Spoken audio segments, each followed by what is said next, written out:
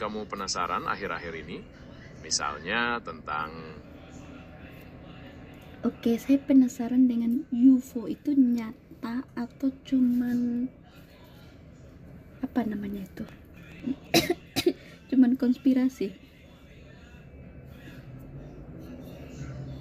Itu topik yang menarik. UFO atau Unidentified Flying Object secara harfiah memang berarti benda terbang yang tidak dikenal. Banyak penampakan yang sudah dilaporkan, tapi belum ada bukti pasti kalau itu berasal dari luar angkasa. Beberapa orang percaya itu konspirasi atau mainan teknologi canggih. Kamu sendiri lebih cenderung percaya yang mana? Menurut kamu tuh alam semesta itu apakah cuman di bumi ini aja yang ada kehidupan? Terus di tempat lain nggak ada gitu? Secara pribadi, saya pikir alam semesta ini terlalu luas untuk hanya ada kehidupan di bumi. Meskipun belum ada bukti pasti, kemungkinan adanya kehidupan di planet lain itu besar sekali. Para ilmuwan juga terus mencari tanda-tanda kehidupan di luar bumi. Kalau kamu sendiri, bagaimana pendapatmu? Ya mungkin saja ada kehidupan di luar bumi. Tepat sekali. Ada banyak faktor yang bisa mendukung kehidupan, dan alam semesta ini punya miliaran planet.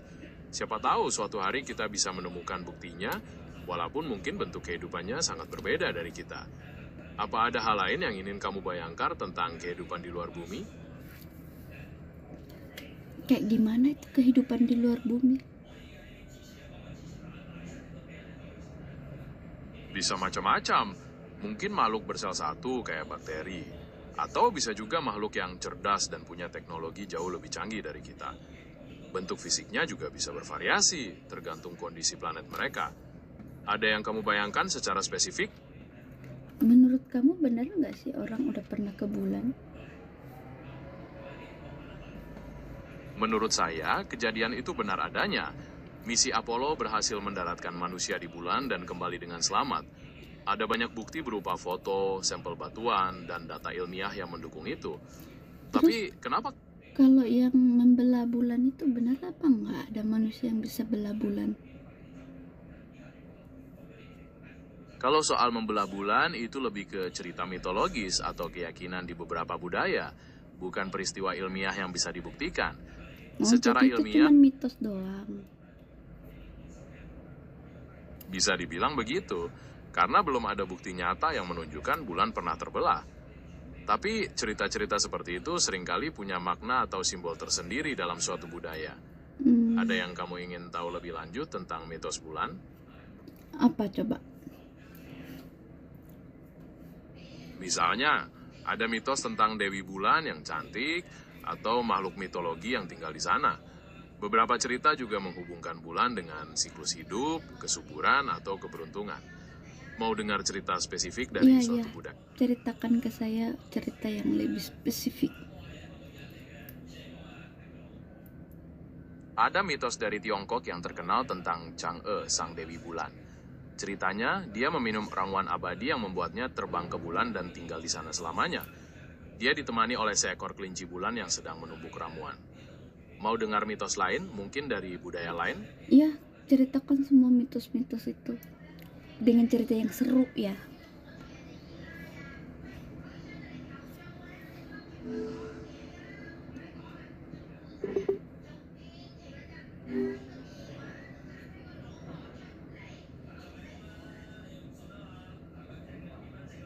Kok macet?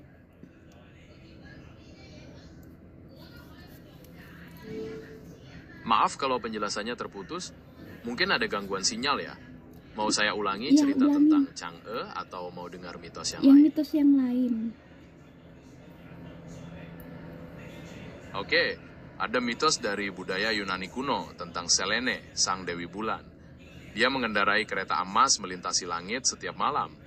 Konon, dia jatuh cinta dengan seorang pemuda yang tampan bernama Endymion dan meminta Zeus untuk membuat pemuda itu tidur abadi supaya bisa terus bersamanya. Mau tahu mitos lain yang lebih modern? Boleh? Ada yang percaya kalau bulan purnama bisa mempengaruhi perilaku manusia, jadi lebih emosional atau susah tidur. Meskipun secara ilmiah belum terbukti sepenuhnya, banyak orang yang merasa begitu. Atau kamu pernah dengar cerita tentang manusia serigala yang berubah pas bulan purnama? Itu juga salah satu mitos populer. Mau tahu cerita lain? Boleh ceritakan? Baik, ada mitos dari budaya barat yang bilang kalau bulan purnama itu bisa menyebabkan kegilaan atau perilaku aneh. Istilah lunatik sendiri berasal dari kata luna yang berarti bulan. Meskipun banyak penelitian yang menyangkal itu, cerita-cerita seperti itu masih terus beredar. Mau dengar mitos lain yang berhubungan dengan bintang? Boleh, tapi yang lebih lengkap ya ceritanya gitu. Baik, ada cerita dari mitologi Yunani lagi nih, tentang rasi bintang Orion. Orion adalah seorang pemburu yang sangat tampan dan kuat, tapi juga sombong. Kesombongannya membuat Dewi Perburuan, Artemis, marah, lalu mengirimkan seekor kalajengking raksasa untuk membunuhnya. Setelah kematian Orion, Zeus menempatkan Orion dan kalajengking itu di langit sebagai rasi bintang, tapi di posisi yang berbeda supaya tidak bertengkar lagi. Mau dengar cerita rasi bintang lain atau mitos bintang yang berbeda? Boleh, ceritakan aja. Ada juga mitos tentang Pleiades, sekelompok bintang yang sering disebut sebagai 7 bersaudara. Dalam mitologi Yunani, mereka adalah putri-putri dari Atlas dan Pleione. Konon mereka dikejar-kejar oleh pemburu Orion, dan Zeus mengubah mereka menjadi bintang untuk melindungi mereka. Tapi di budaya lain, Pleiades juga punya cerita berbeda loh. Mau tahu dari budaya mana lagi? Saya pengen pindah topik. Mari kita bahas tentang... Aduh, saya lupa lagi. Aduh, kenapa saya... Nggak apa-apa, santai aja. Mau bahas apa lagi? Saya juga santai. Kitab Henok, The Book of Henok. Kitab Henok? Iya, Itu coba kumpulan bahas dari awal hingga akhir. Kitab Henok itu kumpulan tulisan yang menarik ya, tapi dianggap apokrif oleh kebanyakan gereja. Isinya banyak membahas tentang penglihatan tentang malaikat, akhir zaman, dan rahasia alam semesta. Mau bahas bagian mana dulu nih? Misalnya tentang para malaikat yang jatuh? Oke, saya mau tuh cerita tentang para malaikat yang jatuh, the fallen angel. Dalam kitab Henok, para malaikat yang jatuh ini disebut The Watchers atau pengawas. Mereka tertarik dengan manusia, turun ke bumi, dan mengajarkan berbagai ilmu yang dilarang, seperti sihir dan pembuatan senjata. Akibatnya, mereka dihukum Tuhan. Mau tahu lebih detail tentang hukuman mereka atau siapa pemimpin Boleh, mereka? saya ingin cerita yang lebih spesifik tentang hal itu. Salah satu pemimpin mereka bernama Semjaza. Dia yang memimpin para malaikat lain untuk turun ke bumi dan melanggar perintah. Ada juga Azazel yang mengajarkan manusia tentang peperangan, membuat pedang, dan perhiasan yang dianggap menyesatkan. Hukuman mereka sangat berat. Mereka diikat rantai dan dikurung dalam kegelapan abadi sampai hari penghakiman. Mau tahu detail dari penglihatan Henok tentang tempat hukuman mereka? Ya,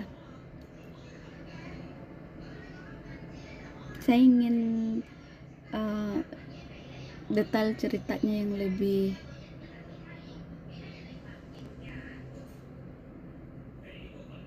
Dalam penglihatannya, Henok melihat tempat hukuman para malaikat itu sangat mengerikan. Ada jurang besar penuh api yang berkobar, tempat mereka disiksa selamanya. Tempatnya gelap gulita, sunyi, dan penuh dengan penderitaan. Henok juga melihat para pemimpin mereka dirantai dengan rantai besi yang sangat besar. Mau tahu bagian mana lagi dari cerita kitab Henok ini? Saya mau tahu lebih lengkap lagi. Dalam perjalanannya, Henok dibawa malaikat melintasi berbagai surga, melihat tempat penyimpanan angin, bintang-bintang, dan elemen alam semesta lainnya. Dia juga melihat berbagai tempat peristirahatan para orang benar dan orang jahat setelah mati. Mau tahu detail tentang surga atau neraka yang digambarkan Henok? Oke, saya mau tahu detail keduanya.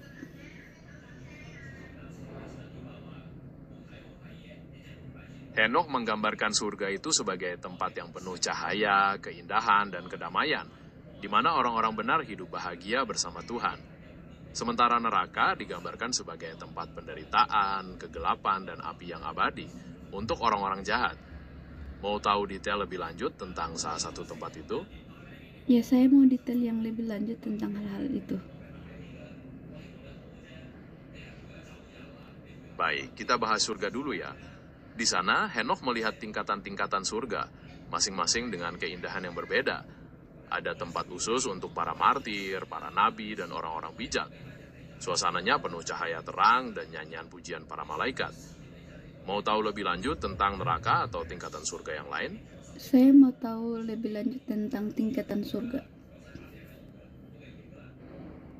Beberapa tingkatan, bahkan sampai ke surga ketujuh. Di setiap tingkat, dia melihat pemandangan dan penghuni yang berbeda. Semakin tinggi, semakin indah dan dekat dengan Tuhan. Di surga ketujuh, dia melihat tahta Allah dan para malaikat yang paling mulia. Mau dengar detail tentang salah satu tingkat tertentu? Berikan semua detailnya. Menurut Henokh, setiap tingkatan surga punya keunikan sendiri. Ada yang penuh cahaya terang, ada yang pemandangannya penuh pepohonan dan sungai, dan macam-macam lagi. Penghuninya juga berbeda, mulai dari para nabi, martir, sampai malaikat-malaikat yang paling tinggi. Di surga ketujuh, dia melihat tahta Allah dan suasana yang paling mulia. Mau tahu lebih detail tentang suasana di salah satu tingkat itu? Boleh. Di surga ketujuh, Henokh melihat tahta Allah yang dikelilingi para malaikat yang bernyanyi tanpa henti. Suasananya penuh cahaya terang dan kemuliaan yang gak bisa terlukiskan. Dia juga melihat para makhluk suci yang melayani Tuhan. Mau tahu detail lebih lanjut tentang para malaikat yang ada di sana? Boleh, sertakan dengan nama-namanya dan jabatannya. Di surga ketujuh ada malaikat-malaikat penting seperti serafim dan cherubim. Mereka bertugas menjaga takhta Allah dan terus bernyanyi memuji Tuhan. Meskipun Henokh tidak menyebutkan nama spesifik malaikat lain, mereka digambarkan sebagai makhluk yang sangat perkasa dan suci. Mau tahu detail lebih lanjut tentang peran malaikat-malaikat itu? Iya, mau.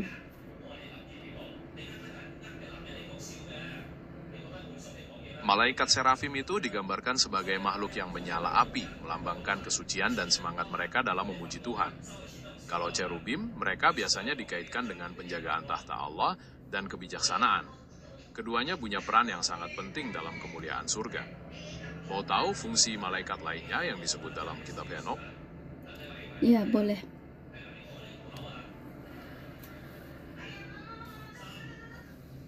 Selain serafim dan cherubim, Henokh juga menyebutkan malaikat-malaikat lain punya peran penting, seperti Rafael untuk penyembuhan dan Gabriel untuk menyampaikan pesan Tuhan. Mereka semua punya tugas dan wilayah kekuasaan yang berbeda, mendukung keteraturan dan kehendak Allah. Mau tahu detail tentang malaikat tertentu atau hal lain dari kitab Henokh? Oke, saya mau hal lain tentang kitab Henokh.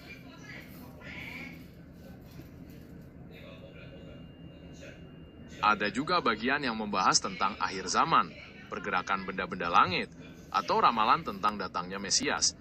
Kitab Henokh ini kaya dengan Oke, saya mau tentang Dalam kitab Henokh, akhir zaman itu digambarkan sebagai masa di mana kejahatan semakin merajalela, tapi kemudian akan datang hari penghakiman Allah dan pembalasan bagi orang-orang benar. Akan ada tanda-tanda alam yang dahsyat dan pertempuran besar antara kekuatan baik dan buruk. Mau tahu detail tentang tanda-tanda alam tersebut? Boleh.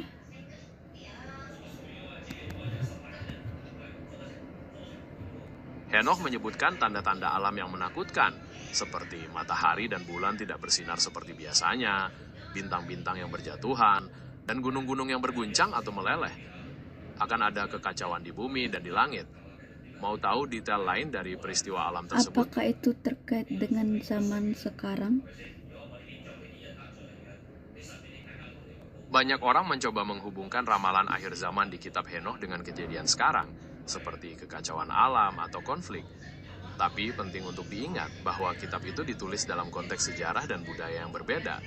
Jadi interpretasinya bisa bervariasi. Kamu tertarik untuk melihat pandangan yang berbeda tentang hal itu? Boleh. Beberapa ahli berpendapat kalau ramalan itu lebih simbolis, menggambarkan pertarungan antara kebaikan dan kejahatan secara umum yang bisa terjadi dalam setiap zaman. Yang lain mungkin melihatnya sebagai peringatan tentang pentingnya moralitas. Ada pandangan tertentu yang ingin kamu dalami? Berikan semua pandangan itu, jelaskan detail-detailnya. Secara garis besar, ada pandangan literal yang menganggap semua ramalan itu bakal terjadi persis seperti yang digambarkan, dengan kehancuran fisik bumi dan langit. Lalu ada pandangan simbolis, yang melihatnya sebagai gambaran perang spiritual atau perubahan besar dalam masyarakat, bukan kehancuran fisik. Ada juga pandangan parsial, yang menganggap sebagian sudah terjadi dan sebagian lagi belum. Apa kamu tertarik mendalami salah satu pandangan tersebut? Apa aja yang sudah terjadi? Beberapa penafsir berpendapat kalau kejatuhan para malaikat seperti dalam kisah tadi dianggap sudah terjadi di masa lampau, atau munculnya kejahatan dan ketidakadilan di dunia dianggap sebagai bagian dari ramalan yang terus berjalan. Tapi kembali lagi, ini semua interpretasi ya, jadi bisa berbeda-beda pandangannya. Mau coba lihat contoh peristiwa sejarah yang sering dikaitkan? Boleh. Kamu bisa tidak tampilkan dengan gambar? Sayangnya, saya tidak bisa menampilkan gambar saat ngobrol langsung begini. Tapi kalau kamu mau, saya bisa jelaskan dengan detail tentang peristiwa mana yang ingin kamu ketahui. Atau kita bisa cari lagi info lain yang serupa. Mau coba? Oke, nanti lain kali saja. Mungkin hari ini kita sampai sini ngobrolnya dulu ya. Baik, tidak apa-apa.